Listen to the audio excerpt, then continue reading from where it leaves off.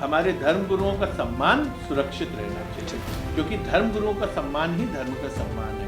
तो ये 3.5 से 4 करोड़ श्रद्धालु चाहते हैं कि वो संगम नोस पे स्नान करें।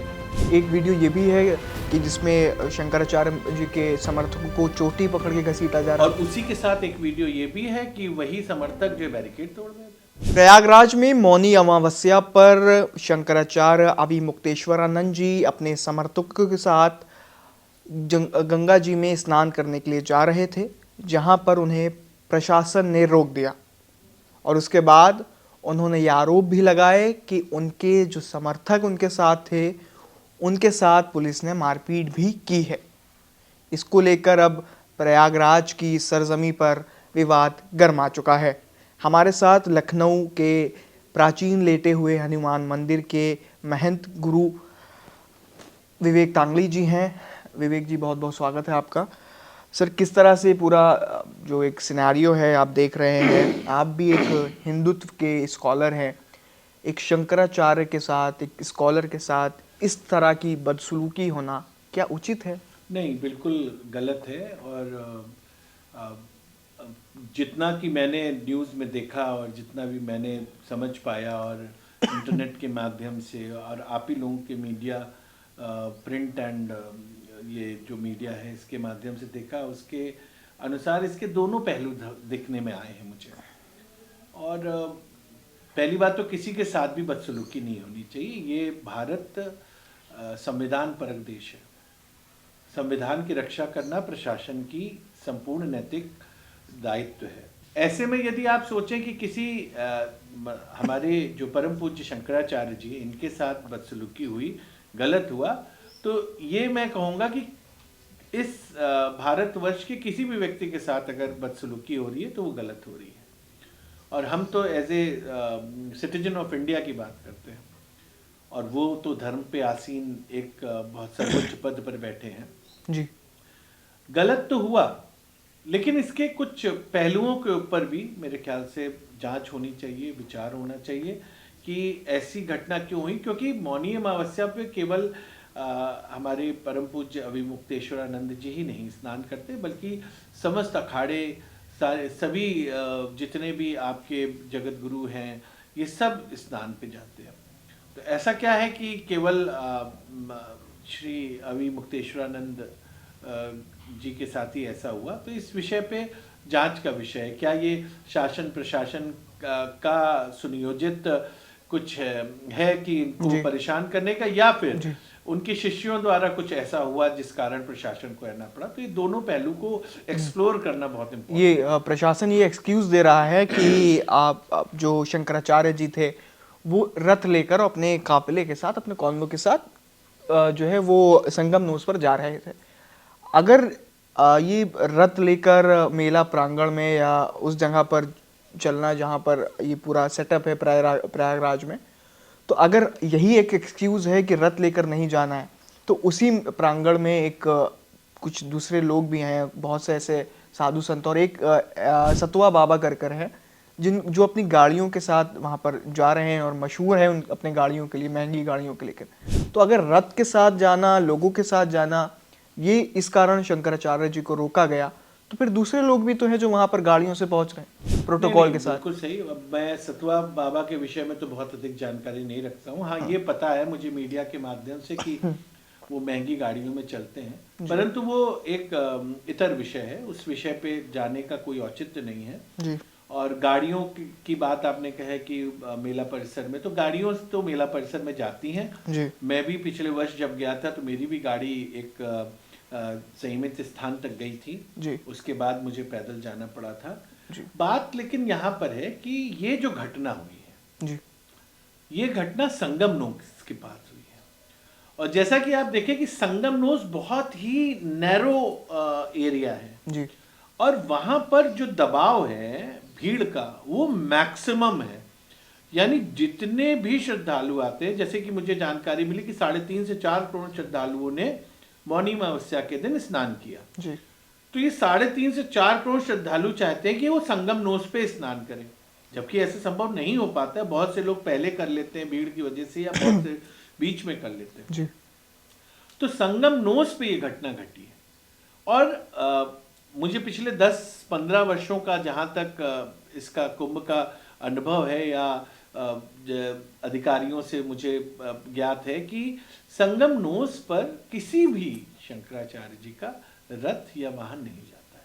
उससे पहले, थोड़ा पहले, जहाँ तक थोड़ा सा खुला एरिया है कि जिससे एग्जिट का अलग रूट रहता है और आने का अलग रूट रहता है, वहां पे रथ छोड़ के ही सभी लोग जाते हैं संगम नोस पे स्नान करने। ठीक। जैसा कि मैंने देखा, पाया और वीडियो के माध्यम से, ये जो हमारे जगत गुरु के साथ घटना हुई, ये संगम नोस के पास हुई जी। इसमें दो पहलू आते हैं। पहला पहलू आता है कि जो हमारे जगत गुरु अभिमुक्तेश्वरानंद जी हैं, ये 200 से 250 समर्थकों के साथ वहां पर पहुंचे थे।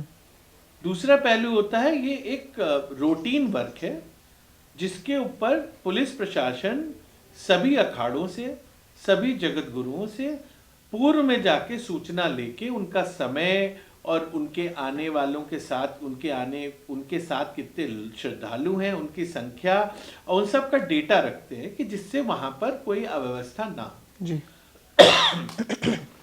परंतु पुलिस द्वारा, जैसे कि एसपी कुंभ ने बताया कि पुलिस ने को ये सूचना नहीं थी कि वो किस समय आएंगे और कितने श्रद्धालुओं के साथ आएंगे। Point number 1।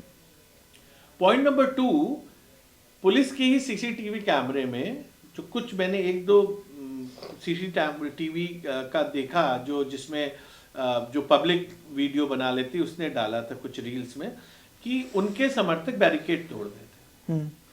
अब मैं ये नहीं समझ पाता हूं बैरिकेड लगाए किस लिए जाते हैं? भीड़ को कंट्रोल करने के लिए। क्योंकि देखिए, फिर से ये आस्था का महाकुंभ है जहां पे भक्तों का सैलाब आता है। एक नगरी जिसकी आबादी 20 से 25 लाख है, उस नगरी में पिछले वर्ष 60-65 करोड़ लोग, यानी आपकी देश की आबादी का 50 से 55% लोग आके स्नान कर गए हो, उस जगह पे प्रशासन की कंट्रोलिंग कितनी इंपॉर्टेंट है। ठीक है। चौराहों पे आपने देखा होगा रूट डाइवर्जन्स लगते हैं, अपने लखनऊ शहर में भी लगते हैं। उसके बाद भी लोग उस रूट डाइवर्जन को ना मान के उल्टा आने का प्रयास करते हैं। उसमें होता क्या, एक्सीडेंट्स होते हैं या फिर जाम लगता है। ठीक है। गुरुजी, आप ये कह रहे हैं कि वही चीज़ जो 200-250 आपने बताया संख्या, एक अंदाजन, और रथ, यही एक्सक्यूज़ जो एडमिन भी वहाँ का दे रहा है, और यही चीज़ें जो कही जा रही हैं कि इस कारण उनको, शंकराचार्य जी को रोका गया। तो क्या आपको लगता है कि पुलिस या जो भी स्थानीय प्रशासन वहाँ पर मौजूद था वो कन्विंस नहीं कर सका शंकराचार्य को? अगर उनकी फुटेज देखें तो मेरे ख्याल से बहुत कोई हायर ऑफिशियल थे जिनकी पीठ मैंने देखी थी, जो उनसे हाथ जोड़ के बात कर रहे थे, तो कन्विंस ही तो कर रहे थे। एक वीडियो ये भी है कि जिसमें शंकराचार्य जी के समर्थकों को चोटी पकड़ के घसीटा जा रहा है, और उसी के साथ एक वीडियो ये भी है कि वही समर्थक जो बैरिकेड तोड़ रहे थे। तो आपके हिसाब से दोनों को संयमित होना चाहिए। अच्छा, प्रशासन को अपने स्थान पे और धर्मगुरु को अपने स्थान। यानी अगर कोई भी समर्थक या कोई भी साधु संत के समर्थक हो या उनके साथ चलने वाले लोग हों, अगर वो कानूनी कार्य में बाधा डालेंगे तो उनके साथ फिर पुलिस वैसे ही बर्ताव करेगी जैसे आम आदमी के साथ करती है। ये आप इससे इत्तेफाक रखते हैं? होना भी चाहिए जी। भारत का संविधान किसी विशेष व्यक्ति के लिए इतर नहीं है जी। हमारे यहाँ भारत के संविधान में ही बड़े बड़े नेता और मंत्री भी जेल जाते हैं जी। एक सामान्य व्यक्ति भी जाता है, और यदि धर्म से जुड़ा भी कोई प्रमुख व्यक्ति है वो भी जाता है। जैसा कि आप जानते होंगे, एक समय में हमारे आशाराम बापू जी, जो कि एक समय के सबसे बड़े कथावाचक थे, जिनके यहाँ 10-10 लाख 15-15 लाख की उनकी कथा में भीड़ आती थी, वो भी जेल गए। तो कानून तो सबके लिए एक है और होना भी चाहिए, नहीं तो कानून का भय समाप्त हो जाए। अच्छा, फिलहाल अभिमुक्तेश्वरानंद जी धरने पर बैठ गए थे, निर्जल बैठे रहे वहीं पे अपने समर्थकों के साथ, और उनका कहना है कि जब तक आदर के साथ उनको प्रशासन स्नान के लिए नहीं ले जाएगा, उनके रथ के साथ, उनके प्रोटोकॉल के साथ, तब तक वो नहीं जाएंगे। वो निर्जल बैठे रहे, काफ़ी घंटों तक बैठे रहे। अभी उन्होंने प्रेस कॉन्फ्रेंस भी की है, इसके बाद भी प्रशासन ने उनकी बात को नहीं माना है। या उनके बीच समन्वय नहीं बन पाया है? मैं पूर्ण आदर और श्रद्धा के साथ उनके चरणों में नमन करता हूँ, शंकराचार्य जी के। वो हमारे धर्मगुरु हैं, परंतु मेरी विचारधारा थोड़ी सी अलग है। जी। एक संत, एक धर्मगुरु यदि प्रोटोकॉल की आशा करता हो, सुरक्षा की आशा करता हो, आदर सम्मान दूसरों से कह के पाना चाहता हो, तो मुझे इसमें थोड़ा सा मन भेद। अच्छा ठीक है, आप भी ये बात कह रहे। इससे पहले भी कई ऐसे साधु महात्मा को मैंने सुना है उनके इंटरव्यूज में, उन्होंने कहा है कि मुक्तेश्वरानंद जी को, उनकी शंकराचार्य को, उनकी एजिलिबिलिटी को जो है वो किया है, क्वेश्चन किया है। तो क्या आप भी ऐसा कुछ? नहीं, मैं ऐसा कुछ नहीं कह सकता हूँ, क्योंकि मैं एक बहुत सामान्य सा श्री हनुमान जी महाराज की सेवा करने वाला व्यक्ति और सेवक हूँ, मैं दास हूँ। तो मेरी कहीं से विसाद नहीं है कि मैं इतने बड़े धर्मगुरु के विषय में कोई करूँ। लेकिन हाँ, मुझे भी पता चला था कि कुछ हाईकोर्ट के माध्यम से कुछ आपकी पदवी को लेकर हुआ था, जो शंकराचार्य जी हाँ, आपकी अभिमुक्तेश्वरानंद जी की, परंतु उस विषय में मैं जाने का वो नहीं करता हूँ, क्योंकि देखिए ये सब बाहर की बातें हैं, भीतर की विषय वस्तु इतनी। तो क्या वो पहले विवादों में आ गए थे, इसके कारण उनको मतलब ये सारी चीजें झेलनी पड़ी? मीडिया में है, आप बताइए कि सबसे ज्यादा दिखे जाने वाले विवादों में कौन शंकराचार्य है? कौन है? तमाम ऐसे नाम आते रहते समय समय पर, लेकिन उसमें सबसे प्रमुख नाम किसका? एक आपका अभिमुक्त, इनके जिनकी हम बात करें, इनका आता है, और तमाम लोग हैं। तो इसका मतलब वो तो कहीं ना कहीं कुछ ना कुछ कनेक्टेड रहता है। देखिए अब आजकल मैं तो सदैव से ये कहता हूँ कि देखिए ये धर्म जो है स्वांता सुखाय है, व्यक्ति के अंतर मन के सुख के लिए है। ठीक है। इसको यदि बाहर की वस्तु बना दी जाएगी, इसको राजनीति की वस्तु बना दी जाएगी, तो कहीं ना कहीं व्यक्ति की तो हानि है ही है, उससे बड़ी ठेस पहुंचेगी धर्म को। तो क्या ये कुछ पॉपुलैरिटी स्टंट भी मान सकते हैं? मैं इस पे कोई कमेंट नहीं कर सकता। ये वो स्वयं धर्मगुरु हैं, इतने बड़े गद्दी के जगतगुरु शंकराचार्य हैं, और वो स्वयं अपने विवेक से ये सब कर रहे हैं। तो अगर उनके साथ गलत हुआ है तो मैं उनके साथ खड़ा हूँ, और अगर प्रशासन ने इस चीज़ को लेके कि वहाँ पर करोड़ों लोगों की जिम्मेदारी प्रशासन के ऊपर है और उनकी जान माल की रक्षा करना निश्चित ही प्रशासन का एक मौलिक दायित्व है, तो इसलिए उस प्रशासन भी यदि ऐसी चीज़ों को बचने के लिए अगर कोई हार्ड स्टेप ले रहा है तो प्रशासन अपनी जगह सही है। एक अंतिम सवाल गुरुजी आपसे है कि अभी कुछ देर पहले सोशल मीडिया को मैंने देखा, तो उस पर लोग ये कह रहे थे कि जब प्रयागराज में महाकुंभ हुआ उस दौरान जो भगदड़ हुई, उसमें जो कैजुअलिटीज़ हुई, उसको लेकर शंकराचार्य ने जो है तमाम प्रशासनिक विफलताओं का जिक्र किया था, इस कारण उनके साथ ऐसा सुलूक हो रहा है। तो उनको तो बल्कि इस बात का समर्थन करना चाहिए कि पिछली बार अगर कुछ गलतियां हुई और उसको बचाने के लिए इस बार उनको रोका जा रहा है, तो उनको उसका समर्थन करना चाहिए। भाई पिछली बार भगदड़ हुई, भगदड़ अव्यवस्था से होती है ना। आपके 200-250 लोग अगर कोई व्यवस्थित स्थान की बैरिकेडिंग को तोड़ के अव्यवस्थित कर रहे हैं, तो अव्यवस्था के कारण ही तो होगा ना। तो उस अव्यवस्था को व्यवस्थित करने के लिए भी तो उन्हीं का नैतिक दायित्व है, और उसी के लिए अगर प्रशासन रोक रहा है तब तो उनको इस प्रशासन के साथ देके बल्कि उनको वो करना चाहिए, ना कि धरने पे बैठना चाहिए। तो मेरे ख्याल से दोनों को अपने अपने धर्म और अपने अपने दायित्वों की पूर्ति संपूर्ण निष्ठा से करनी चाहिए।